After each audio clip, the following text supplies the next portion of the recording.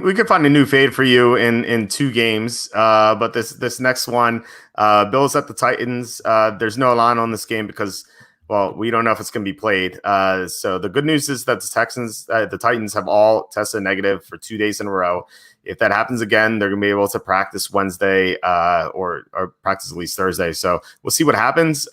So same question to you with the Broncos Patriots. Where do you think this line's going to be, and any thoughts on this game?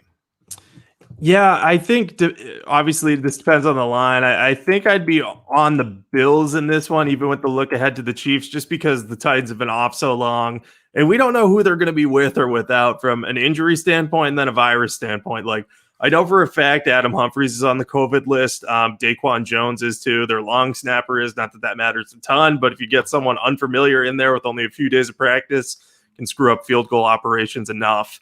But I'm just not sure what to even consider making this line, because I think the Titans are overrated, but I don't know if the people making the lines think that the public knows how overrated the Titans are, because they'll look at this and see, oh, it's a 4-0 team versus a 3-0 team. And then you don't know who they're without. There's just so many variables here. I would say since Buffalo's on the road and both teams are undefeated, I don't think that they would make this. I mean, I might be wrong on this, but more than a 3 or 4 point in favor of Buffalo, especially since they haven't won in any really particularly strong manner recently. But I would probably be on Buffalo in this game no matter what, unless it got up to like the 7 range, and then we're talking about going through a bunch of key numbers. But I'm going to wait to see what happens on this line. What are your thoughts here? I thought the line was going to be like Bills -2.5, just because the Titans are 3-0 and they're getting a lot of hype. And if the Titans were like 1-2, then I think you'd probably see like a 6 line or a 7 line.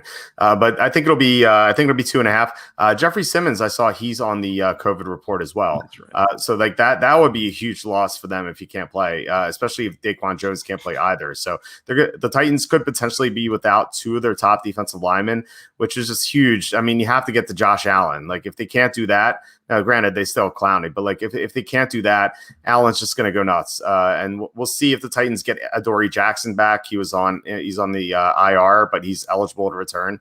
If he doesn't return and they're missing those 2 defensive linemen, the Bills are going to score on almost every possession, kind of like they did against the Raiders this past Sunday. So, yeah, I'm probably going to be on the Bills. I don't think it's a look ahead like the Chiefs are. Like, the Chiefs are probably going to look ahead just because they're big favorites. I don't think the Bills can look ahead because the Titans are 3-0. Like, if they lose to the Titans, they'll suddenly be way behind Tennessee because Tennessee will have the tiebreaker against them. So I don't think they can look ahead past the 3-0 team, even though we both think they're overrated.